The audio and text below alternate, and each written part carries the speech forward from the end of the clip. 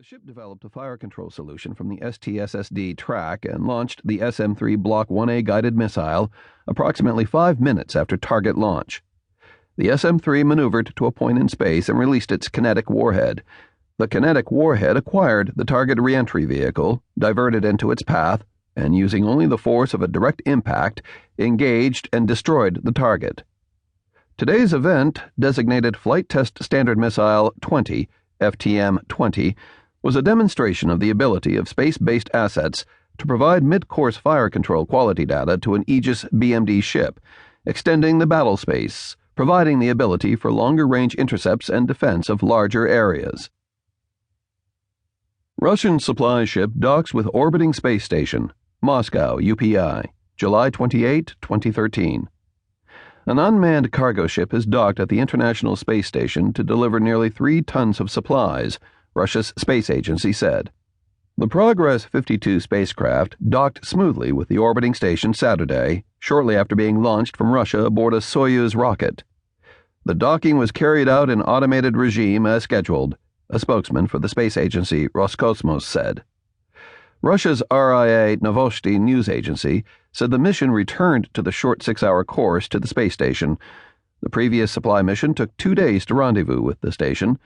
Before that, 3 space freighters, Progress M16M, Progress M17M, and Progress M18M, also delivered their cargo to the ISS in 6 hours.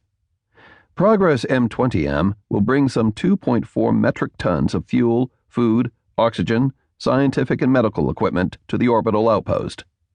Fragments of Russia's Progress M18M space freighter sank safely in the Pacific Ocean after re-entering the atmosphere on Friday, a spokesman for the Russian Mission Control Center said. The spacecraft undocked from the International Space Station shortly after midnight Moscow time and started its final journey toward a remote location in the Pacific Ocean known as the Spacecraft Cemetery.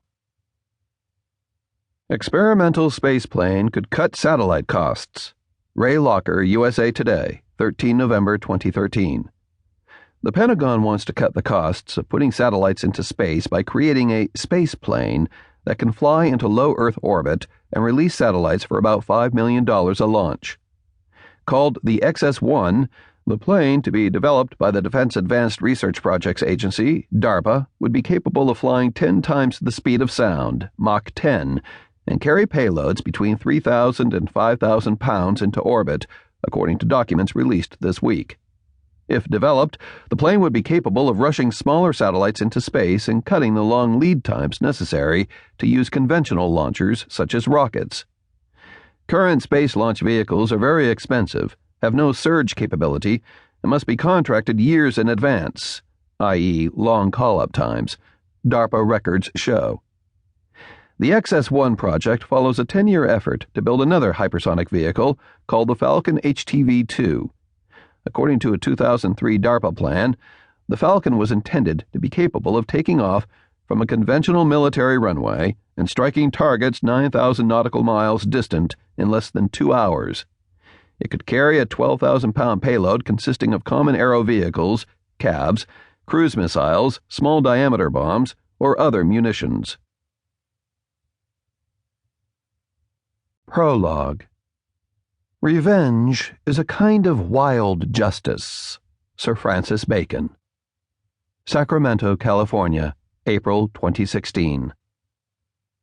Ladies and gentlemen, the flight attendant said over the airliner's public address system, let me be the first to welcome you to Sacramento's Patrick S. McLanahan International Airport, where the local time is 8:05 p.m.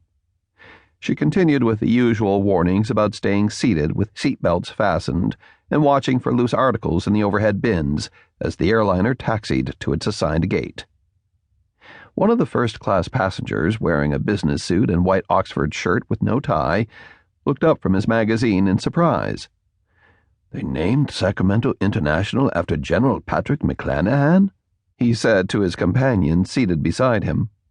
He spoke with a very slight European accent, hard to pinpoint from which country he was from to the other passengers seated around them. He was tall, bald, but with a dark, well-groomed goatee and ruggedly handsome, like a recently retired professional athlete. The woman looked at him with amusement.